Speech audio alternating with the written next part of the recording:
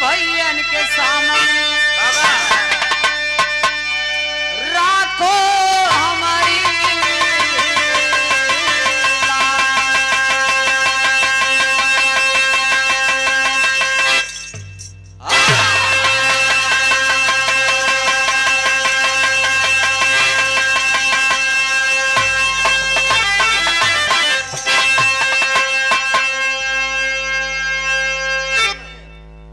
ज्योतिबा से ज्योति मिला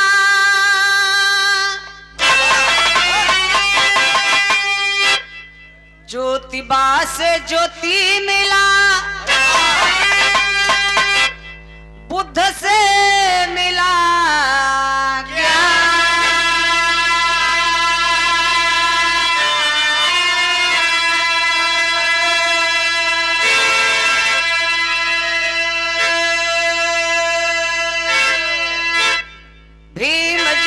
संविधान मिला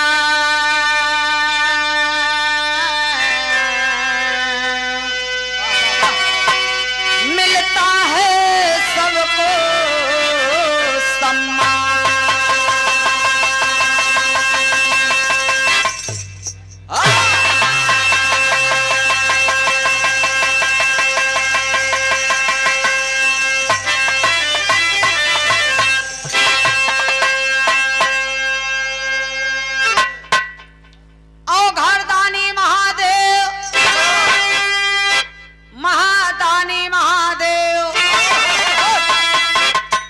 घटवासी महादेव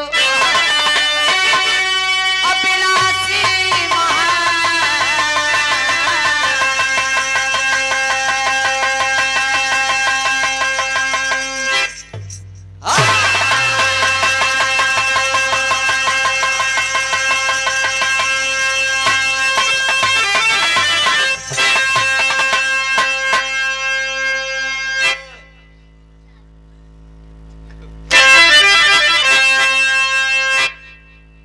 बुद्धं शरणं गच्छामि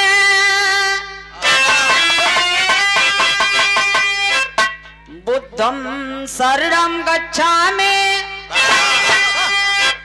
धम्मं शरणं गच्छामि। हम पे कृपा करो ये स्वामी संघं शरणं गच्छामि।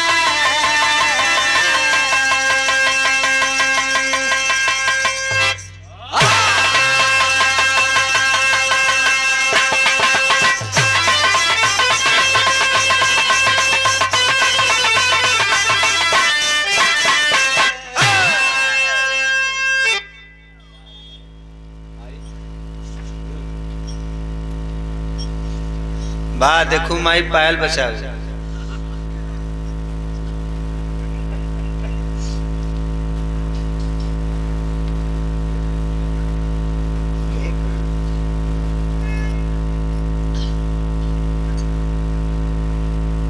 आज बड़ी हर्ष उल्लास के साथ तिलक उत्सव के शुभ पावन अवसर पे इस कांदीपुर की धरती पर बिरहे का कार्यक्रम रखा गया, जिसमें दूर दराज से आए हुए आदरणीय बुद्धिजीवी महान भाव गुरुजनों प्यारे सज्जनों पिता तुल बुजुर्ग मेरी माताएं बहन भाइयों नौजवान साथियों सम्मानित बिरहा के प्रेमी श्रोता बंधु एवं नन्हे मुन्ने देश के करधार बच्चे एवं समाज के प्रबुद्धगण तमाम दरवाजे पर आए हुए रिश्तेदार नातेदार प्रिय स्नेही मित्र दोस्त यार एवं हमारे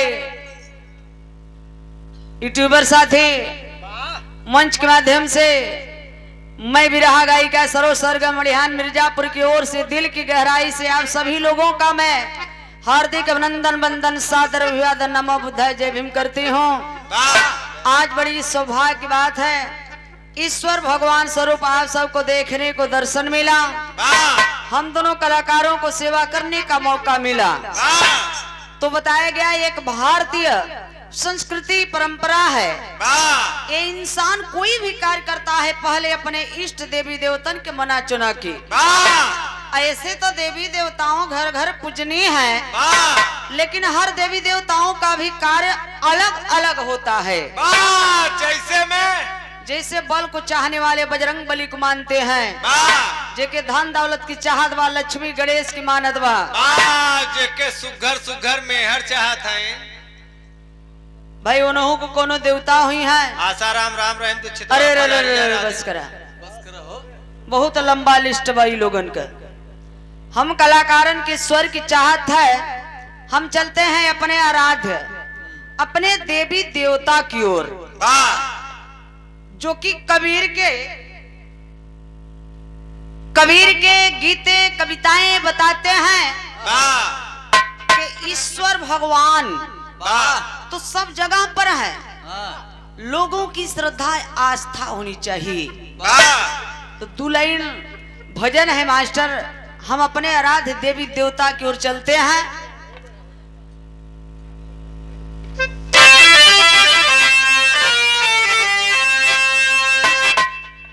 स्वागत की कड़ी में ए पुष्प के पंखुड़ियों से गुथा हुआ सुंदर पुष्पहार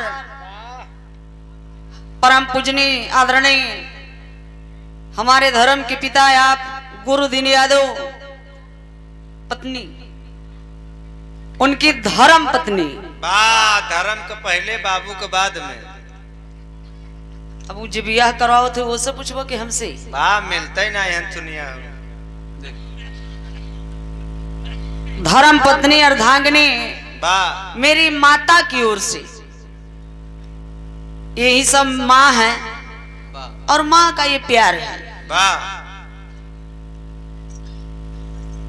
सर्व सरगम को जन्म देने वाली माँ तो इस दुनिया में नहीं है, लेकिन कर्म वाली माताएं हमारी सभी माताएं हैं। माता जी की ओर से सुंदर पुष्पहार 501 रुपए का पुरस्कार माता को सादर चरण स्पर्श है, कोट को नमन है। पुरस्कार नहीं प्यार भरा माता जी का हमें आशीर्वाद है। जय समाजवाद, जय भीम, नमो बुद्ध है, जय संविधान। 2 लाइन भजन है मास्टर, कैसे?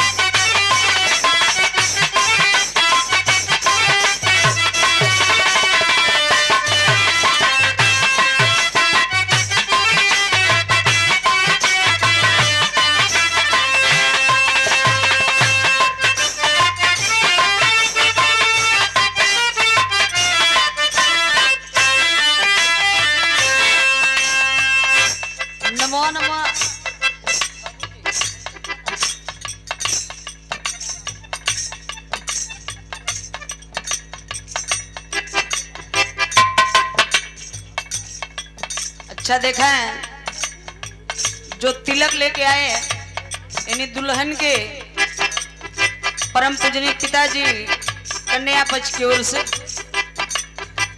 इस दुनिया संसार में अगर सबसे कठिन बोझ है तो हर बाप के सर पे बेटी का बोझ। आजू से हल्का हो गया कुछ।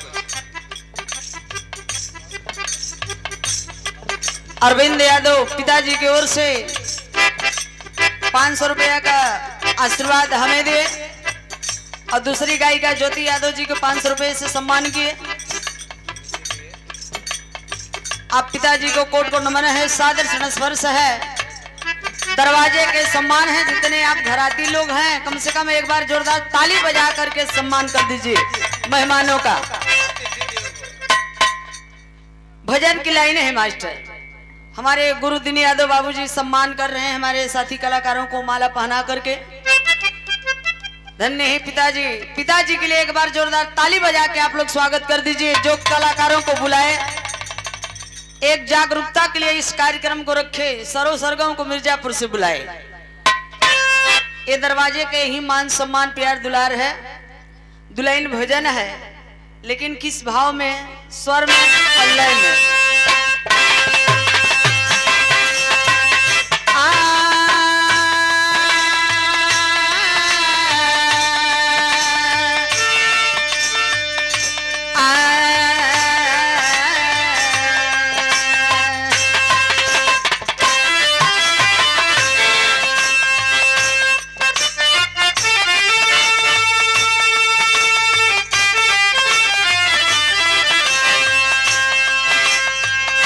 दर्शन कठिन है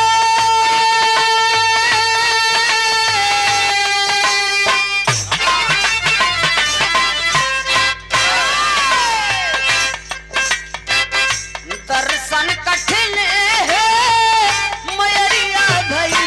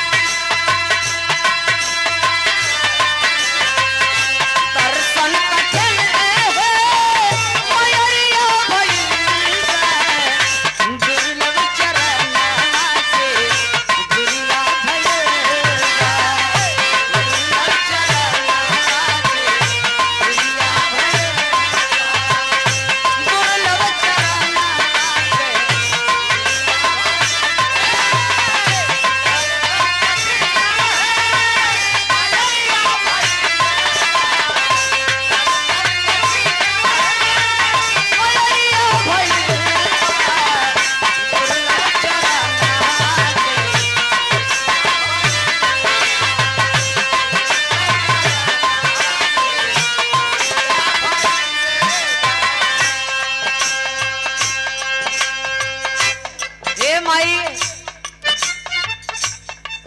ये दुनिया में जेल आयल आज ओ माई का दर्शन कठिन एकदम दुर्लभ हो गई बा।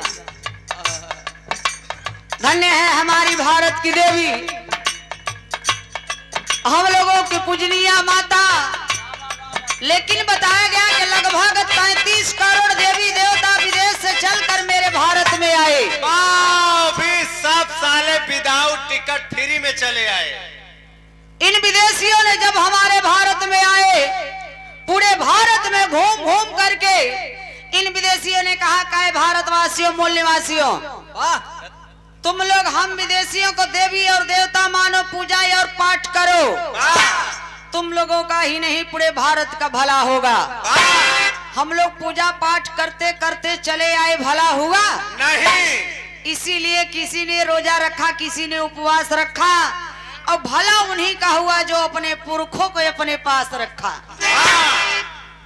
हे घर द्वार खेत कियारी गाड़ी घोड़ा घर द्वार बंगला 2 बीघा 2 बिस्सा जवन कुछ भी बा, हे सब पुरखा या पुरनियन का देन बा।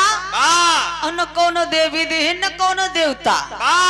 पावे बेईमान तेने मंदिर और मठे के नाम पर जबरी कब्जा कैले, जैसे अयोध्या में कब्जा कैले हैं। धन्य है माँ। तो ये पुरखा पुरनिया पूर्वज से हमारे कौन देवी और कौन देवता हैं? संगीत सुनकर ज्ञान नहीं मिलते, मंदिर जाकर भगवान नहीं मिलते। पत्थर तो लोग इसलिए पूछते हैं कि विश्वास के लायक इंसान नहीं मिले। जिसको भगवान ने बनाया, जिसको मतलब इंसान को जिसको भगवान ने बनाया, उनकी पूजा कोई नहीं करता।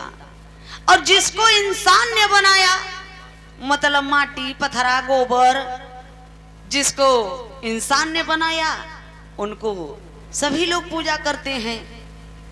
धन्य है, क्या हम लोगों की मूर्खता है। हमारी देवी, ज्ञान की देवी, भारत की सर्वप्रथम महिला शिक्षिका बाहरे माता सावित्रीबाई फुले जी, बाहरे फातिमा शेख। धन्य है माँ। भजन भाव की पहली बंद में बिटिया माई से अपने कहत का बा।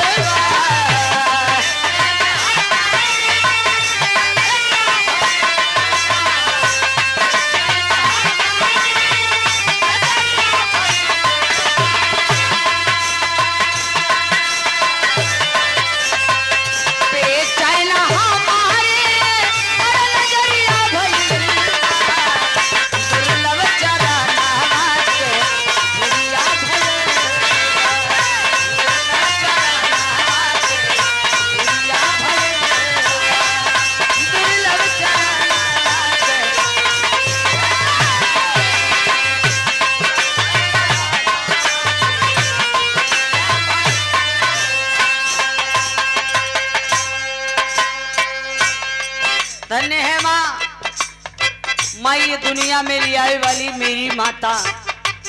बिटिया तरसता कि माई एक झलक नजर दिखा दे तू,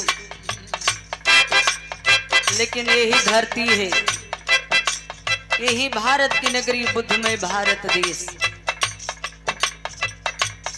कौन है हम आप अपने को पहचान नहीं पा रहे हैं। कहा नाम है दूसरी लाइन में हमारे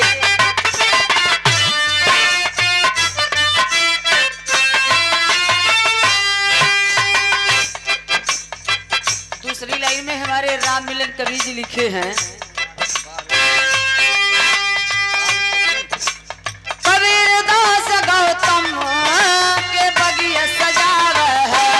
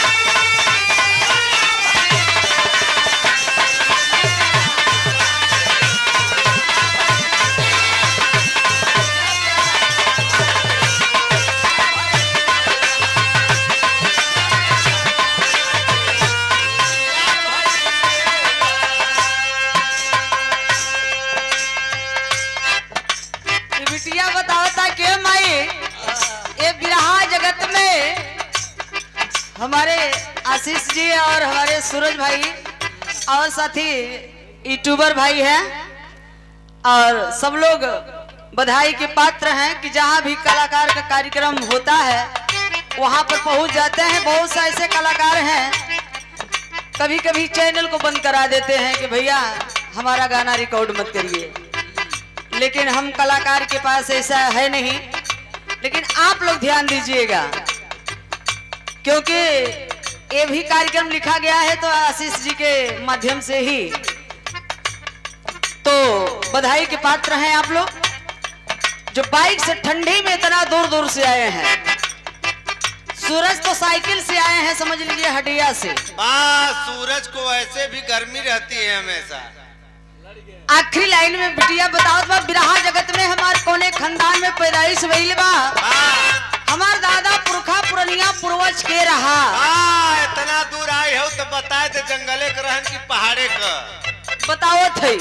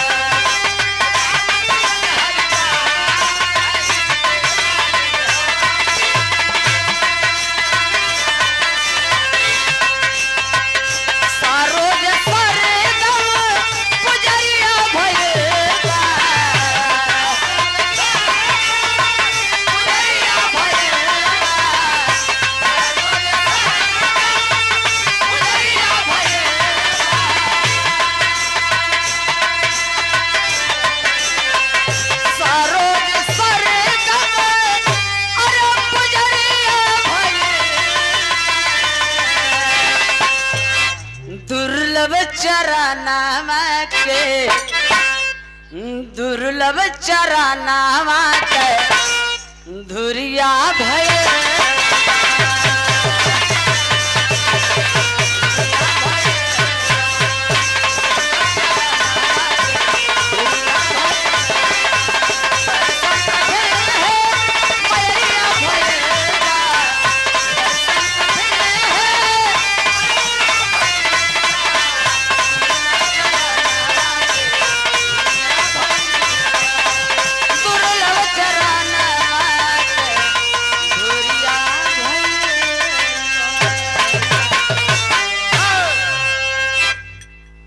माई के वंदना हो गल बात। अब तू अपने बाहू वाली कर इत स्वाभाविक बा, क्यों बाहू की मानत बा, क्यों माई की मानत बा।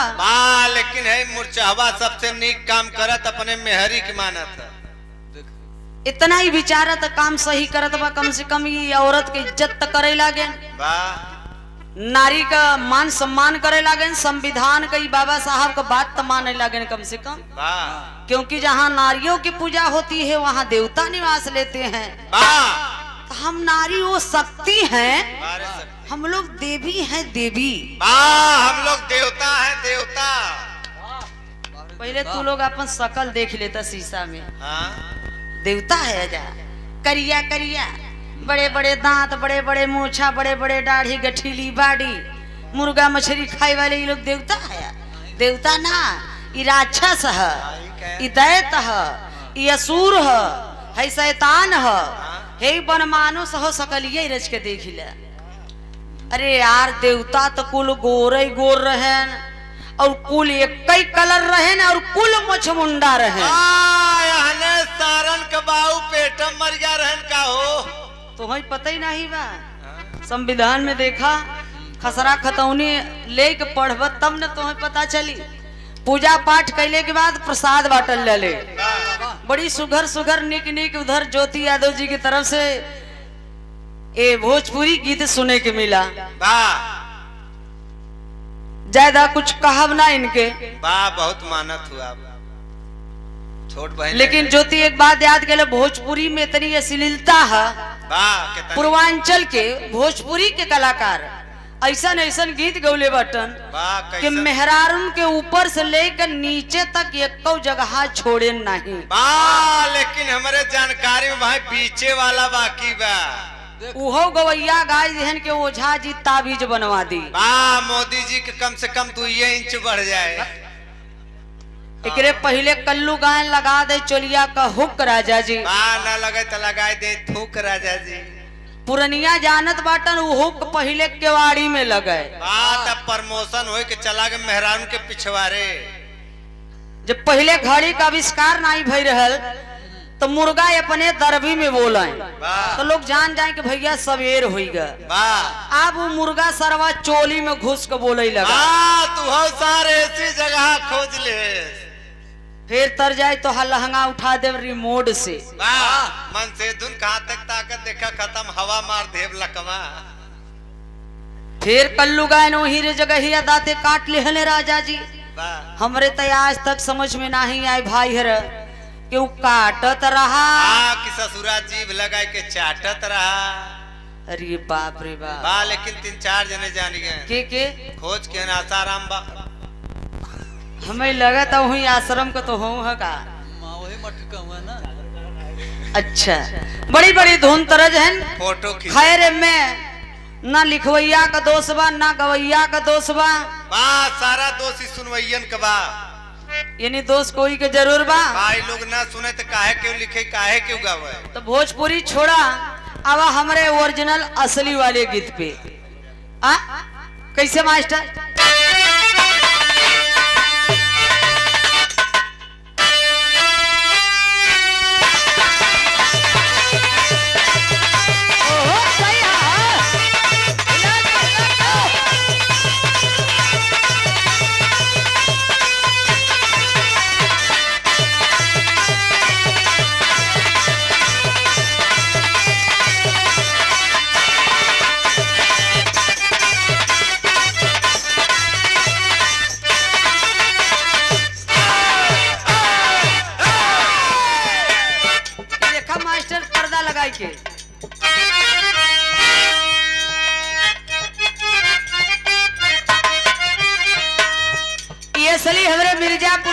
चौलर गीत कहा जाता, जहाँ से सरो सरगम में पैदा हुई है। भाई मरिहान मिर्जापुर के जंगले में पैदा बाबा। आज बिरहा वाले लेके सब ढोवत है, लेकिन जगह बनावा कि कौने जगह पर का चीज कौन चीज शोभा देता है, अच्छा लागत है। जगह कौन कौन बा है?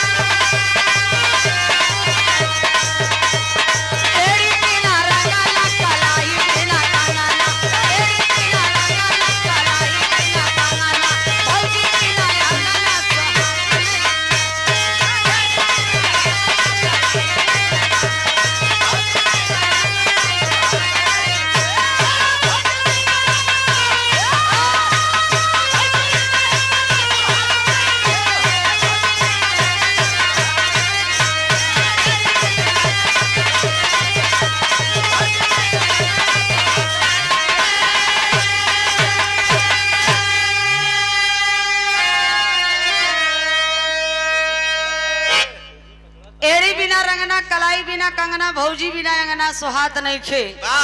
जगह बनाल गेल बा मेहरारू एड़ी में रंगना लगाई लेथिन तो कितना सुंदर लागत है। अगर वही रंगना इनकरे मोहे में पोत देबो तो कैसन लागे लगे हैं? वेरी वेरी हैंडसम मैन, जैसे बंदर। अब मेहरारून के कलाई में कंगन कितना सुंदर लागत है। अगर ये कंगन ई लोगन के पहनाई देबो तो कैसन लागे लगे हैं? वेरी वेरी ब्यूटीफुल बॉय के नकली लागे लगे हैं। हां छक्का।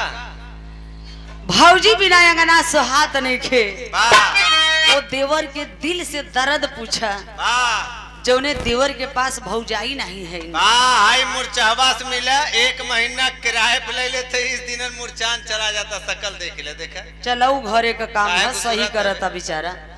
दूसरी लाइन में कहराम बका, अरे ककारी ए भैया ककारी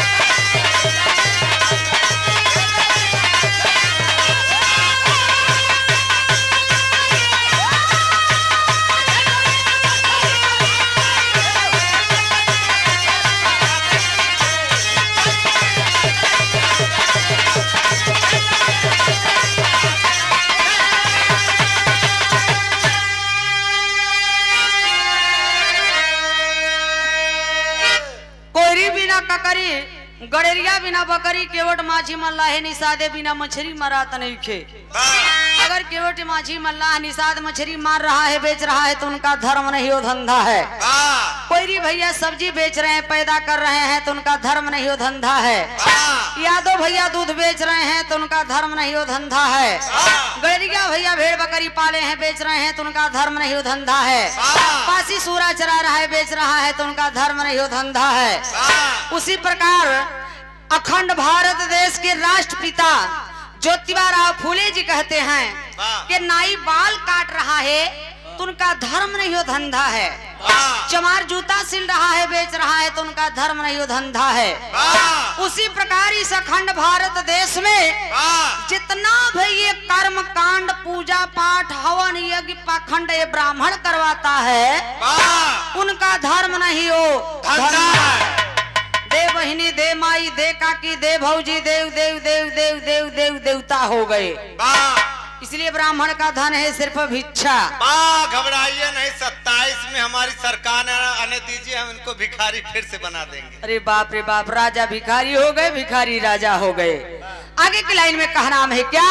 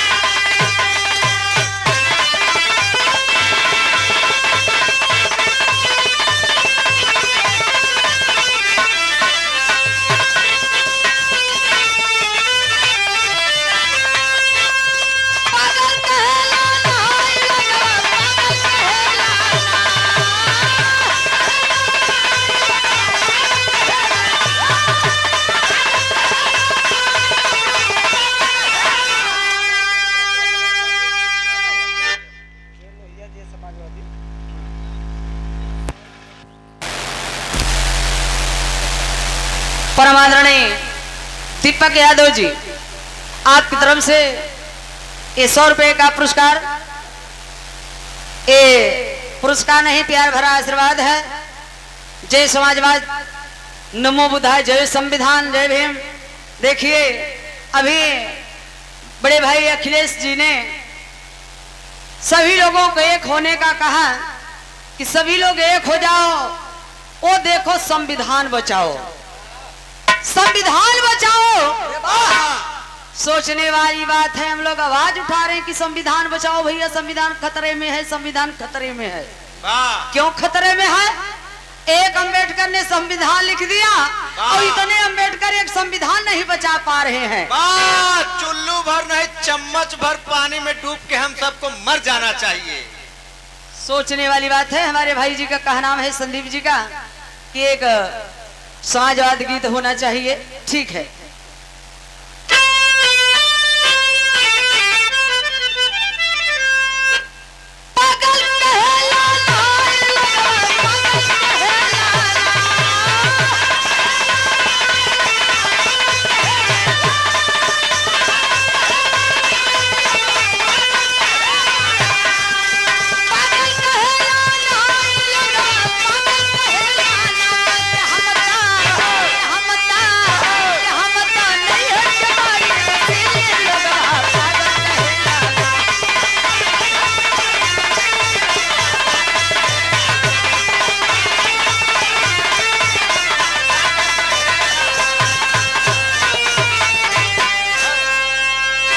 धन्य है हमारे संदीप भाई जी के कहना है।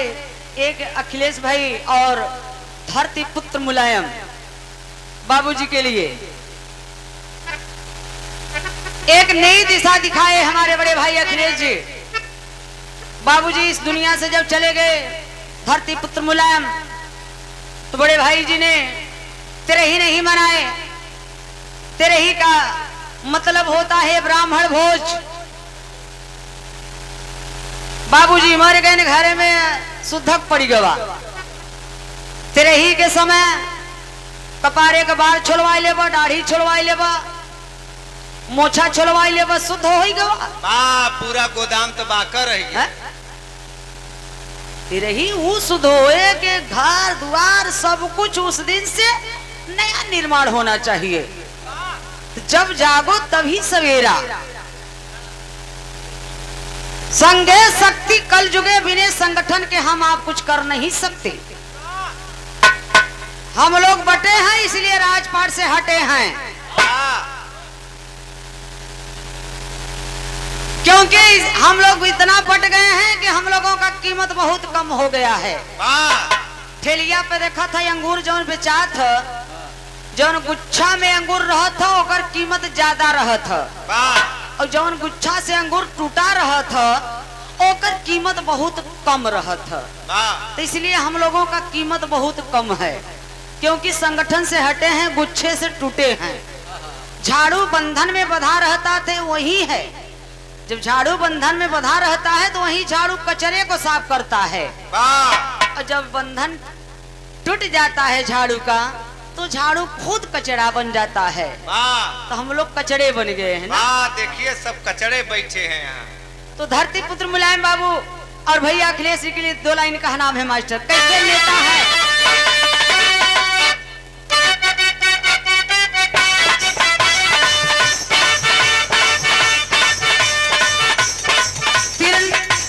तीर न कटार तलवार चाहिए, तीर तलवार न कटार चाहिए, तीर तलवार न कटार चाहिए, अखिलेश जैसा नेता पानी तार चाहिए।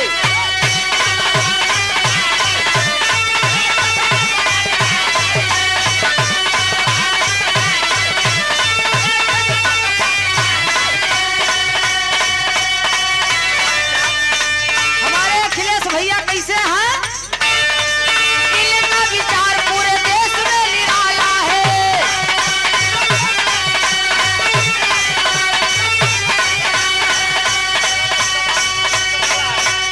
इन्होंने समाजवाद का कुर्सी संभाला है।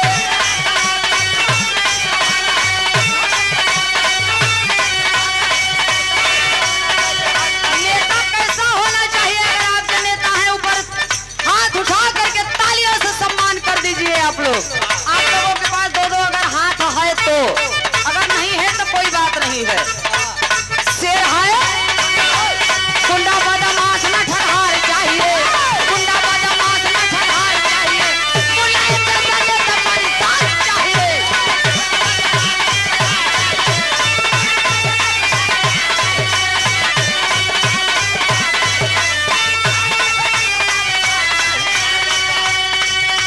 सागर सा दिल है हिमालय सा सीना,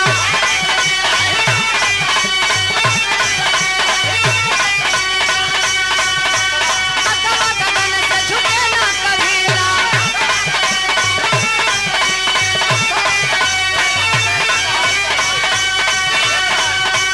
गुंडा बदमाश न ठहर चाहिए, गुंडा बदमाश न ठहर चाहिए, शेर है शेर की तहार चाहिए, अखिलेश जैसा नेता पानी तार चाहिए।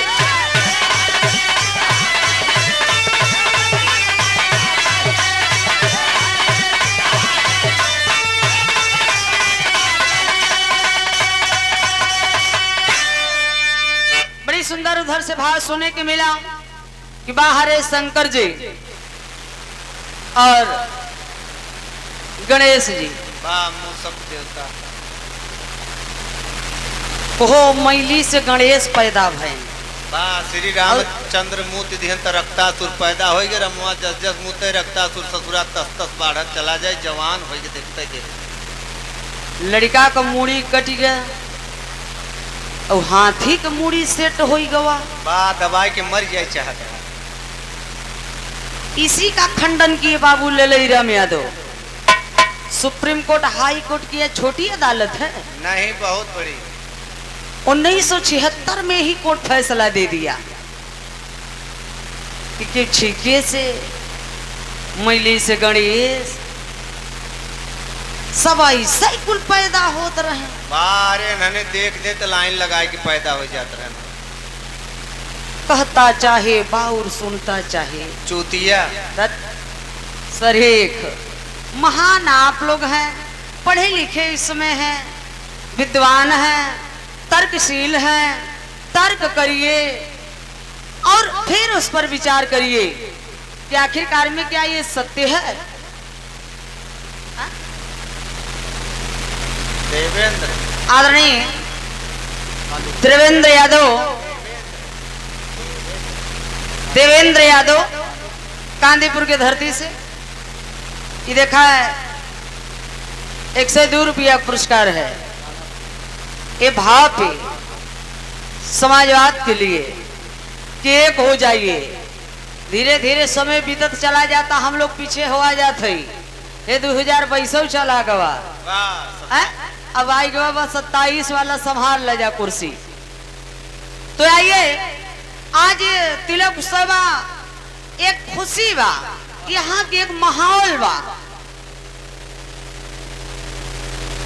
4 लाइन भाव बा मास्टर, कैसे?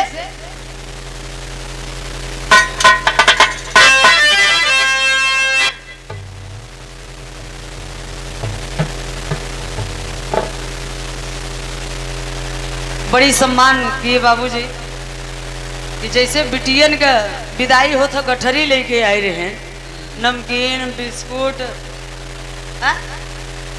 देखा मीठा सब कुछ सम्मान दिए और 100 रुपया हमारे साथी कलाकारों को भी सम्मान किए। पिताजी को कोट को नमन है, सादर चरण स्पर्श है। तो ये खोने की जरूरत है कि जब तक हम लोग एक नहीं होंगे कुछ कर नहीं पाएंगे। एक होने की जरूरत है, एक हो जाइए। आइए हम मूल निवासी भारतवासी, संविधान बचाइए, संविधान खतरे में है। मेरा शासन सत्ता राजपाट कहाँ चला गया? आज सोच रहे हैं अपने शासन सत्ता के लिए, राजपाट के लिए। यार मेरा राजपाट कब आएगा? हया हम लोग है 85 छौरा भर, तब घिया था यार, है 85 झौगा भर। और जब चुनाव आ जाता तो बिक जाता है पौगा भरे पर। कोपर राजपाट मिले ले लिया। हवा 4 लाइन भाव मास्टर।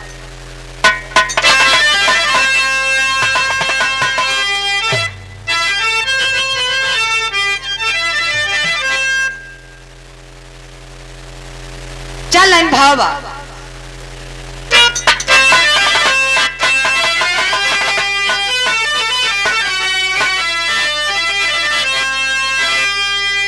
बेटे का बोझ सर पे कठिन बोझ है, घर मिला तो सुघर बर मिला ही नहीं। सौभाग्य से बेटी लायक घर मिला, फिर जर मिला ही नहीं।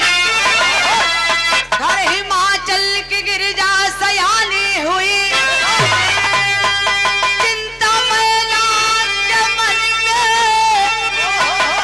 सताने लगे। एक दिल बेड़ा धारी पधारे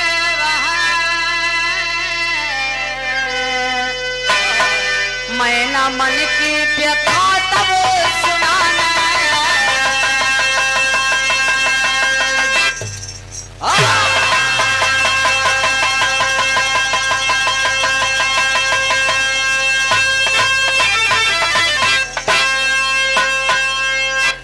बेटी का बोझ सर पे कठिन बोझ है, घर मिला तो सुघर बर मिला ही नहीं। घर हिमाचल की गिरिजा सयानी हुई, चिंता मैना के मन में सताने लगी। बाहर शिव जी, इस भारत देश के हम लोगों के पुरखा पुरनिया राजा हुआ करते थे, जैसे व्रतासुर, गयासुर, सम्रासुर, महिषासुर, बाणासुर, कृष्णासुर, महासुर, जिनका नाम बदल के महादेव रखा गया। ये राजा थे, राजा शिव जी। चले जाइए जम्मू कश्मीर से लेकर के अरुणाचल प्रदेश तक के राजा हुआ करते थे शिव जी। लेकिन शिव जी का राजपाट शासन सत्ता छीनने के लिए, इस भारत को बर्बाद करने के लिए, इतिहास ही उठा के देख लीजिए। डच आए, फ्रांसीसी आए, पुर्तगाली आए, हुड़ आए, शक आए, अंग्रेज आए, मुगल आए, आर्य आए, आर्य का मतलब ब्राह्मण। आखिरकार में इन राजा को मारने के लिए, राजपाट ले छीनने के लिए, जेकरे घरे में बिटिया सयान हो जाले बाबू, ओकर नींद हराम हो जाले। वैसे जौने समय गिरजा सयान भइल बाणी, मैना माई के चिंता छोले बा कि बिटिया शादी योग्य हो गई बा, अभी बिटिया का शादी करे की चाहत बा। एक दिन मैना माई नारद के बुलाई के कहलिन, ए नारद तू बड़ा घूमत फिरत रहला, कोनो अच्छा घर बार होत बताऊ तो अपने बिटिया का हम बियाह कर दे।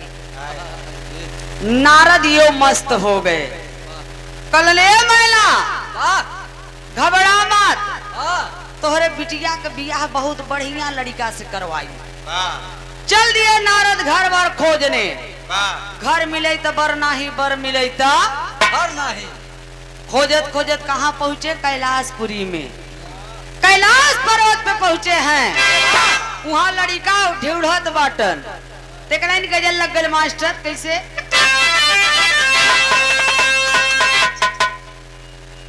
गजल का लाइन बा है और इधर से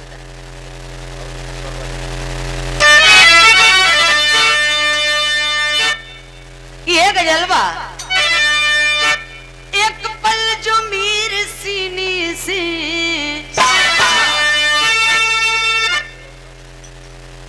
एक पल जो मीर सीने से ओढ़नी फिसल गई।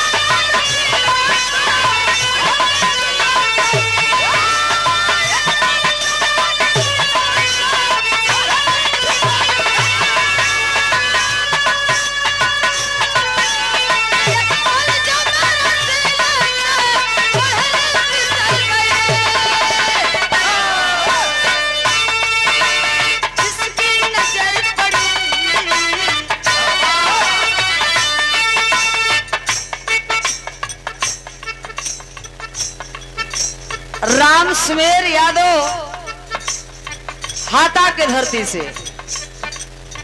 इस संविधान के नाम पे संविधान, सम माने बराबर, विधान माने नियम कानून, जिससे मेरा देश आज चल रहा है। ये 500 रुपए का पुरस्कार।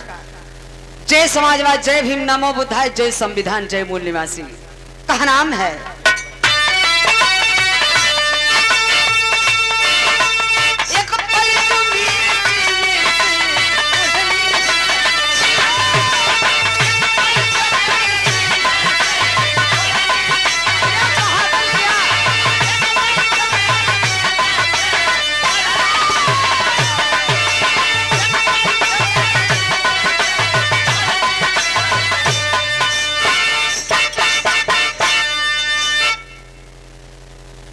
एक पल जो मेरे सीने से ओढ़नी फिसल गई, और क्या नजर पड़ी। किसी प्रेमी ने प्रेमिका से कहता है, एक पल जो मेरे सीने से ओढ़नी फिसल गई।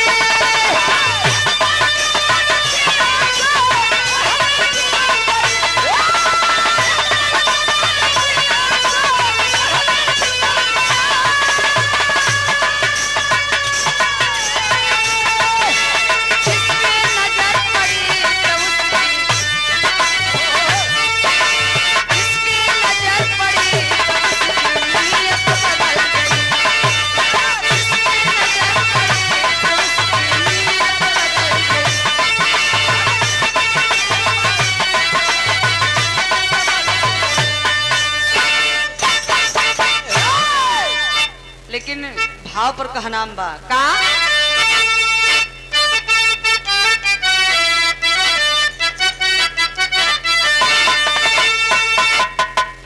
एक बेरी में नमाई जाके, एक बात में न जाके नारद कहे लगे, एक बात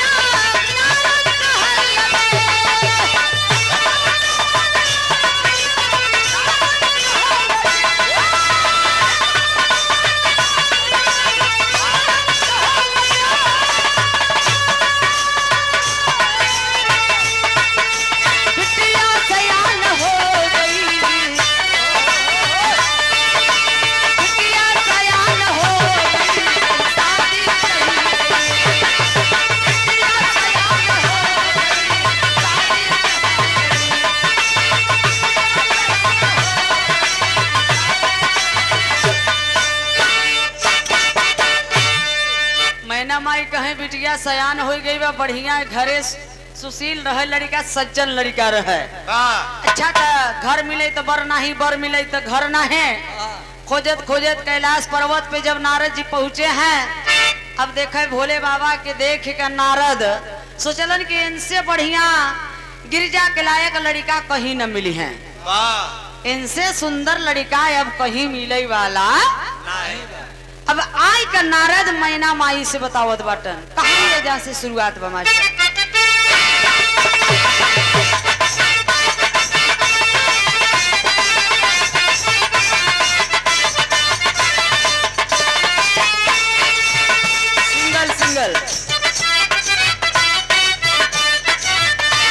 कोमल कुसुम से कन्या गिरजा हुई सयानी, ओठों के डोरे लाले कहते नई कहानी, पलकों में बैठा लज्जा को डाले घूंघट, लड़की का लायक लड़का मुनिवर कोई बताए,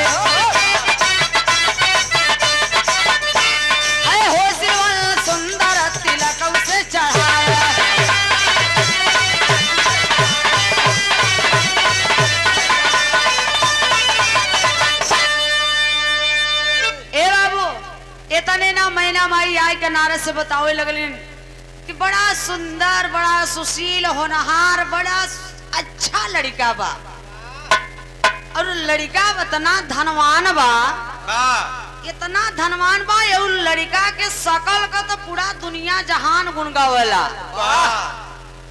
इतना सुंदर लड़का बा। मैना माई कहीं चलो ठीक बा, लेकिन नारद कहीं के ए मैना लड़का तो सब कुछ सही बा, लेकिन लड़का के अंदर एक कई कमी बा।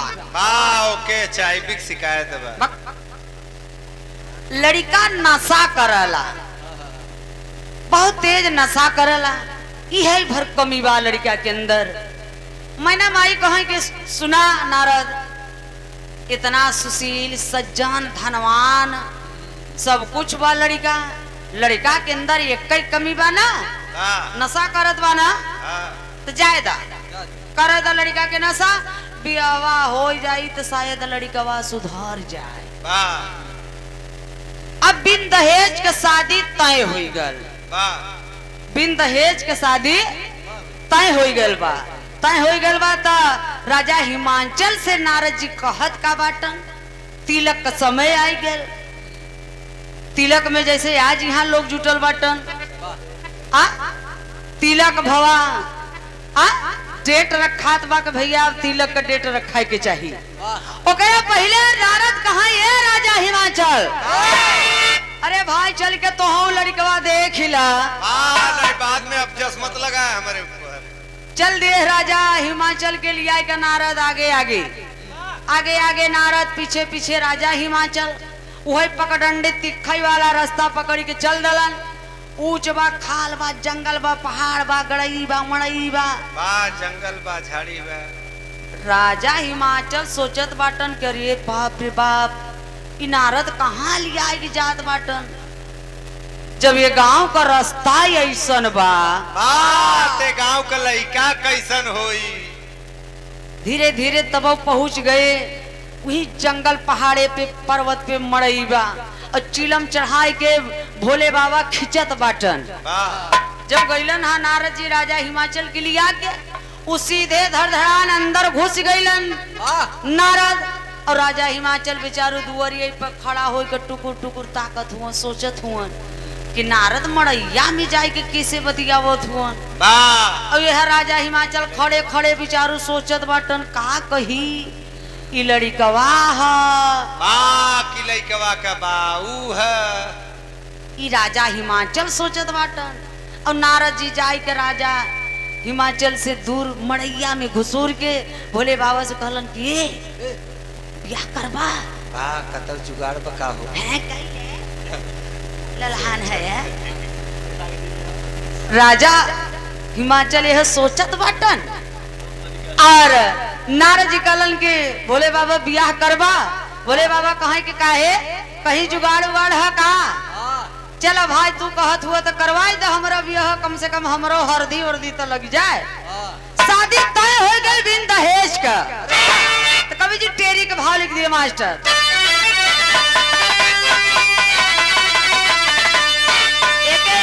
यही इलाहाबाद के धरती के हमारे बरौद लमाही के बगल जो 16 लमाही के कैलाश दादा वो गाय के चला गए। बात तो हम गाय के बहुत जल्दी चली जाती।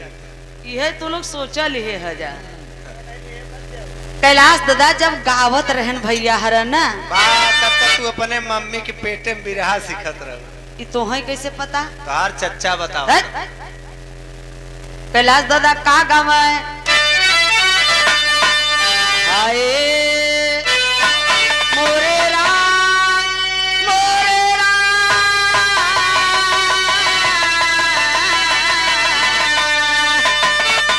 भोले बाबा जोगिया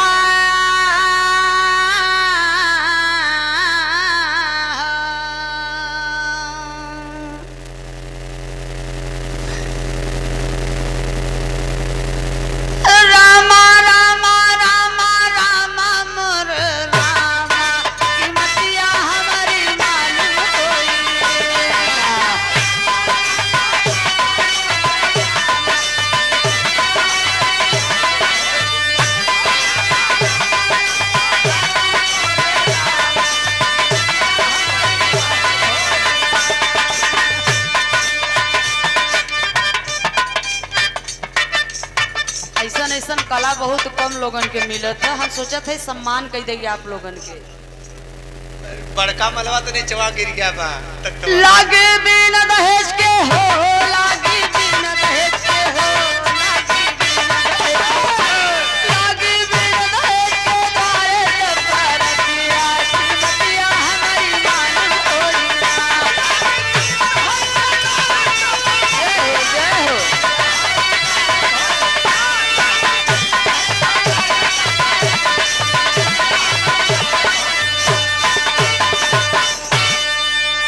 लागी बिन दहेज के द्वारे तब बरतिया कीमतिया हमारी मालूम होई ना। तिलक चढ़ी के बा भैया।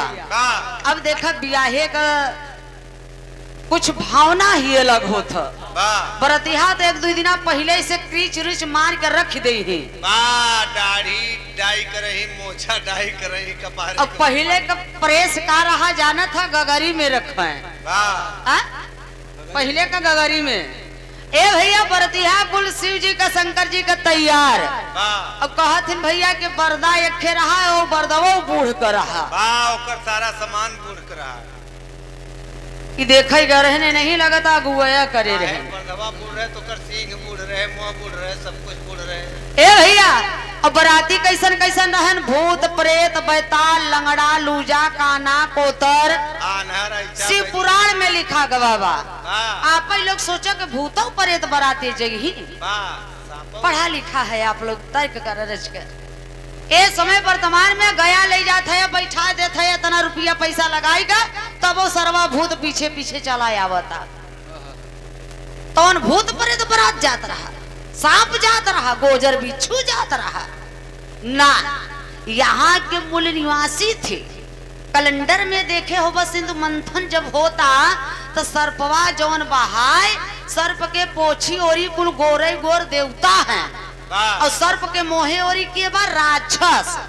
राक्षस का वही मूल निवासी मोछा वाले दाढ़ी वाले और देवता इतना चलाक रहन के सर्प के पोछी ओरी देवता हो गए और मोहे ओरी राक्षस हो गए। यहाँ का मूल निवासी शूद्र हो गए कि सर्प तो है हो सर्वर रगड़त रगड़त रगड़त रगड़त अगर गरमाबो कटै अगर गरमाबो करे सरवा त काटै त ये नहीं रछत हिन के काटै हमरन के न काटै।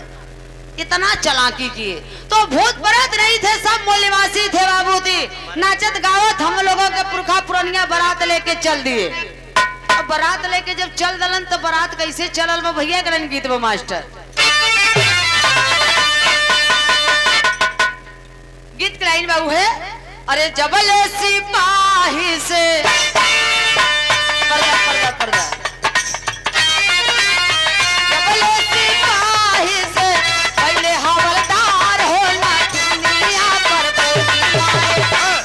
पलमा हमार हो नथुने पर गोली मार। आप ही लोग बताओ नथुनी पर गोली लगी बात सारा थोपड़ा तोड़ जाए, खाई वाला बर्तन तो कुल खत्म हो जाए। लेकिन भूतवा भूतलिया नाचे, भूतवा भूतलिया नाचे, नाचेला परे जावा, नाचेला बहरा जावा,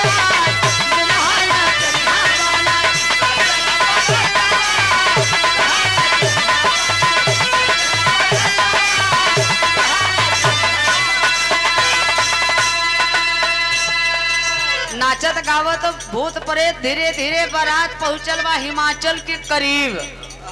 हिमाचल के करीब जब पहुंचल तो गौवा से पहलवा एगो बगीचा बा। शिव जी अपन बारात लेके गईलन, वही कुल बगीचा में लेकर कुल अपन झोली में भर लेलन बतावल गइल बा। शिव पुराण में लिखा गया बा। और घराती ओरी के दो लड़का बड़ा चंचल रहे, सिंटुआ और पिंटुआ। कहे हरे चल दे देखा जाए बरतिया कहाँ बा, चल देखी दुल्हवा आई कि नहीं। अब दोनों लड़का पता लगावत लगावत वही बगीचा में पहुंच गईलन, जहाँ शिव जी बुढ़वा का रूप बनाई के माटी उटी धूर उर पोत के वही बैठल बाड़ा बगीचा में माछी भिन भिनात हईन। लड़का कहलन कि चल गाड़ी है बुढ़वा से पूछा जाए शायद बरतिया देखले होए। भैया भैया ए भैया बात ना हो। लड़का जाए के पूछत होन बुढ़वा से, कहलन कि ए बुढ़ो कहाँ से इला हा, बरात देखला हा, तू के हुआ? तोहार बहनोई, हमार बहनोई भाई शंकर जी कहा तरह लइकवन से अपने सरवन से। अच्छा ऐसे बता रहे बिरहा बंद ये नहीं। लड़का पूछत हो तू के हुआ, तो बोले बाबा कहा हम तू लोग का बहनोई है और तू लोग हमार सार है। सार है तो सार है तो सार नियर रह ढेर के यहीं मत नहीं तो बारात लेके वापस चला जा, तोर बहन कुआरे रह जाए। जाए के बताई दा कि जीजा आई गइल बड़न। अब लड़का घरे जाए के कहते ये माई ये माई ये माई बारात आई गई बारी, दुल्हा आई गइल बड़न। लड़का बतावत कैसे बाटन कि माई बारात में का देखली है। लड़का बतौलन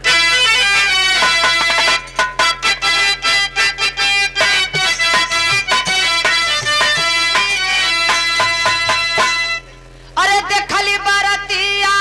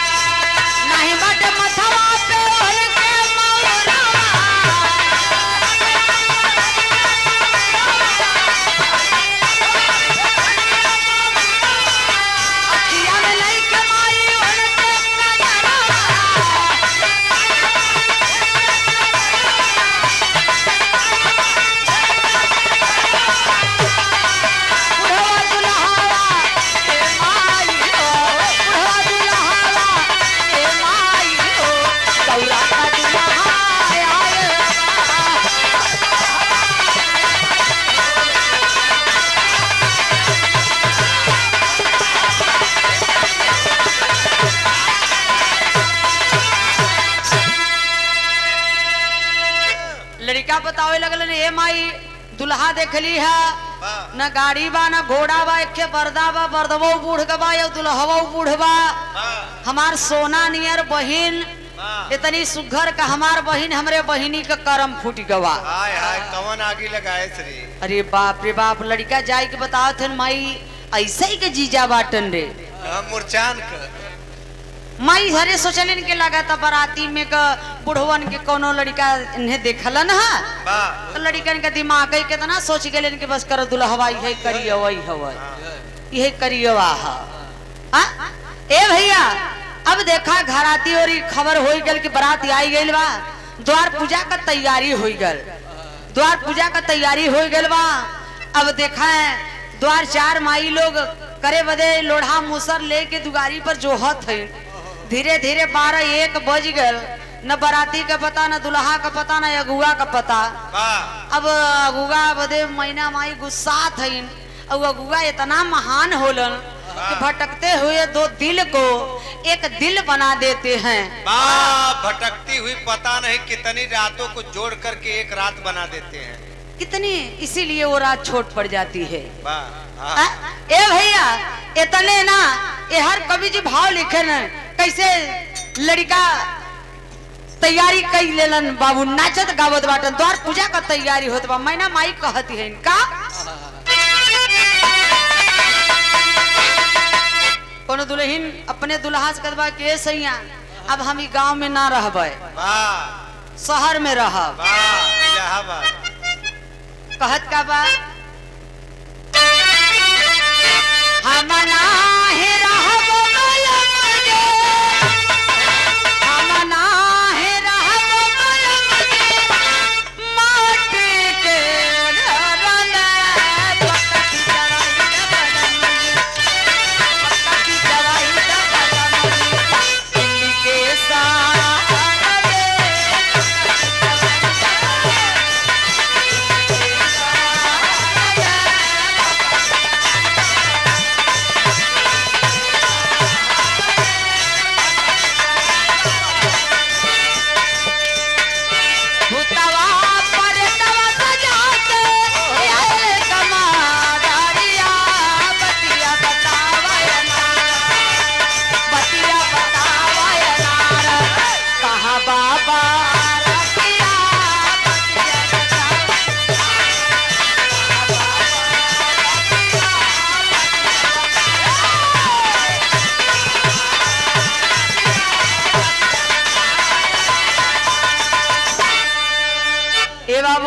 मैना माई धीरे से बोलोले नारद के कलिन की बताओ हमार बारात कहाँ बा, जल्दी बताओ नहीं एक तो लोढ़ा मुसर पायल न जाई। चाहे तो सही जगह पे जाई। हाँ जल्दी बताओ।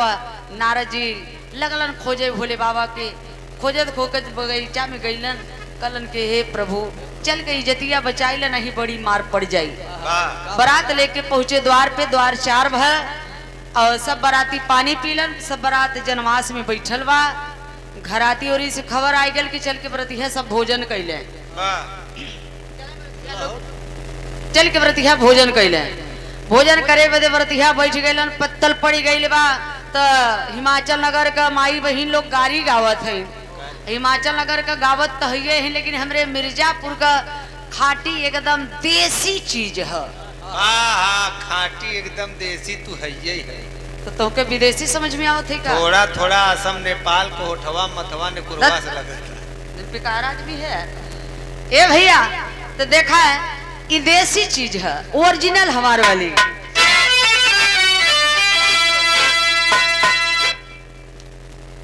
ओरियाना ओरियाना पारी गई पातरिया, समाधि बैठ जंगा जोरी, ए ओ समाधि बैठ जंगा जोरी। तोहन के नाही गावया बता रे काम में मेहरारू है कारी के हो पारो साए भैया हो कावना रामा, धोतिया धो मिला होई जा, ए जी धोतिया धो मिला होई जा। मारे बड़की अम्मा तो के बड़की अम्मा दिखाते। हाँ ये सब गाना वह सब गावत रहे जे करे मुहम दांत ना रहत रहा। अच्छा याद आई गया बड़की अम्मा वाली। तो आज का देखा इनकर माई वाली गावत थी। ओरियाना ओरियाना पर गई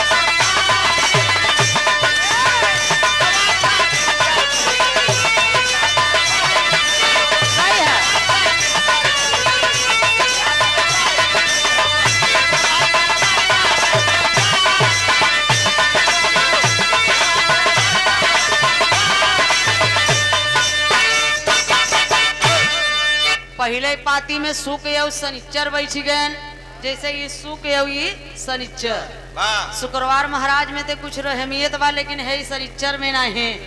जे करे पर चढ़त ही ओके समझला खत्म ही कह दे। हाँ बिना निपोरे छोड़ते नहीं। अब पीछे बेचारे देवता लोग पतरी लेकर टुकुर टुकुर तकतई है। अब परसोईया भंडारा से लियावत हैं, जितना भोजन सुखवा शनिचर तक खत्म हो जाए। देवता लोग उठ उठ खड़ा हो जाते हैं, अरे यार खियाओ क्यों खियाओ ना, हमने उठी। तब परसोईया बेचारे दौड़ दौड़ के लियावत हैं, इतना तक के बेचारे पीछे देवता पतरी लेकर टुकुर टुकुर तकतई है। अब यह भंडारा का खाना सब सुखवा शनिचर खत्म कर दिए, इतना तक कि पूर्वा पत्तल तक हजम कर दिए। ये दोनों भंडारा खाली, सिंहासन पर बैठे दुल्हे राजा भोले बाबा। यही बतावता जाय के नारद जी भोले बाबा से कहलन के दुल्हा बन के बड़का बैठल हुआ सिंहासन पे, तोरे ससुरिया की जतिया कुल माटी में मिल गई खत्म, नहीं जल्दी से भोजन करावा, नहीं बड़ी बेइज्जती हुई। ए भैया भंडारा को भरे, क्योंकि राजा थे। ए बाबू राजा थे शिव जी, राजा को आदेश ही देना पड़ता था। उनके राजा के दरबार में मोती की कमी हो सकत। सब व्रतिया भोजन किए और दुल्हा गैलन हम मड़वा में बियाह बैठल बा, दुल्हन आलम भाव मास्टर कैसे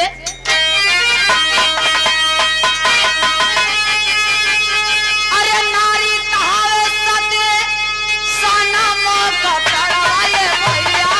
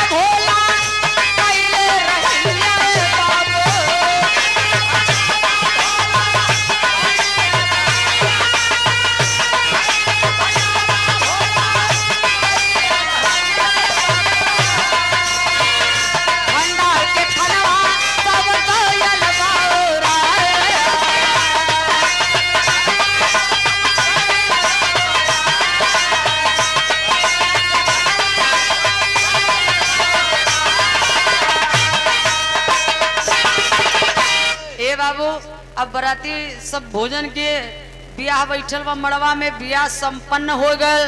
तब नवनिया बेचारी अपन ने एक चार मांगे लागल।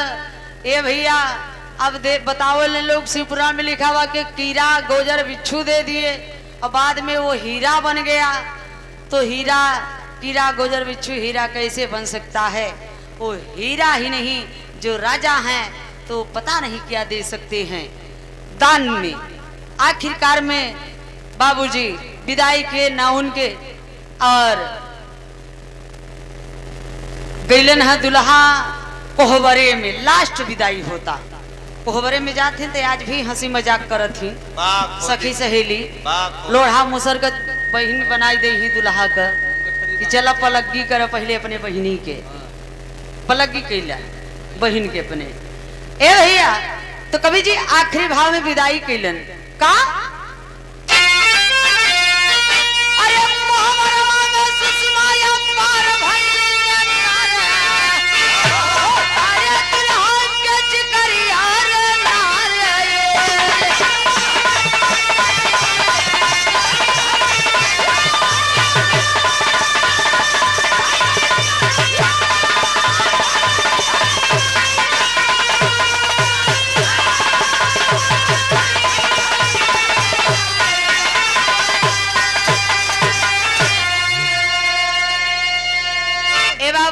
लेके चले आए अपनी दुल्हन कैलाश पर्वत पे बिताने लगे। तो वही दिन से अपने देश में लोग शिवरात्रि मतलब शिवरात्रि गोल्डन नाइट। अरे मर्दवा यहाँ सब इंग्लिश से पीएचडी के नहीं बैठा, हिंदी में बताओ मतलब सुहाग वाली रात। कब आवले अपने बाबू से पूछ लिया। सुहाग वाली राती में ए बाबू जौने दिन शिव का रात्रि रही वही दिन से अपने देश में लोग शिवरात्रि मनावे लगलन।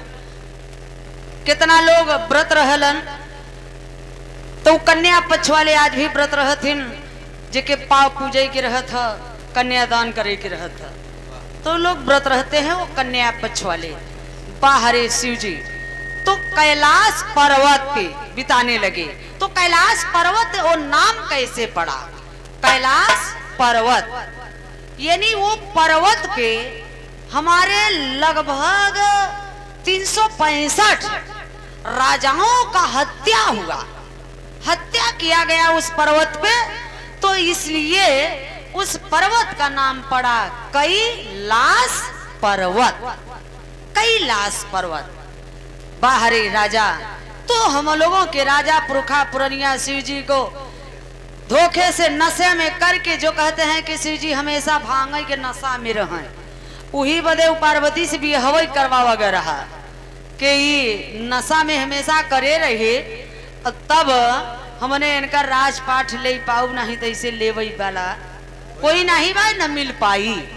तो नशे में करके धोखे में करके बाबूजी राजा शिव जी का राजपाट सब कुछ छीन लिए बेईमान ए मनवादियों ने। तो कवि जी यहीं से विरह का हमारे आखिरी लाइन लिखे।